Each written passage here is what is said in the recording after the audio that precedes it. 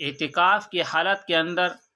چند کام ایسے ہیں جن کو نہیں کرنا چاہیے، منع ہے، مکروہ ہے۔ نمبر 1، بلا ضرورت باتیں نہیں کرنا چاہیے، اور ایسے ہی مسجد کے اندر فحش اور بیکار قصے کہانیاں بھی نہیں سننا چاہیے اور نہ ہی سنانا چاہیے۔ اسی طرح اسلام کے خلاف مضامین پر مشتمل تصاویر، گندے اخبارات، لٹریچر اسلام کے خلاف ہوں تو ایسے لٹریچر کو، ایسی اخبارات کو بھی مسجد میں نہیں لانا چاہیے، اور اس کو پڑھنا، سننا، سنانا بھی نہیں چاہیے۔ اسی طرح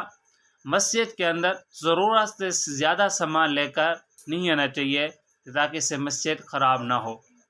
اور ایسے ہی مسجد کی بجلی، گیس، پانی کو بے جا استعمال نہیں کرنا چاہیے،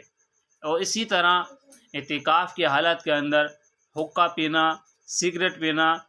بیڑی رکھنا، یہ کام بھی نہیں کرنا چاہیے۔ تو اعتکاف کے اندر ایسے کام کریں جن کا کرنا ٹھیک ہے، جائز ہے، ان کاموں سے بچیں جن کی وجہ سے اعتکاف مکروہ ہو جاتا ہے، یا اعتکاف جس مقصد کے لیے بیٹھ رہے ہیں وہ پورا نہیں ہوتا، تو وہ کام نہیں کرنا چاہیے۔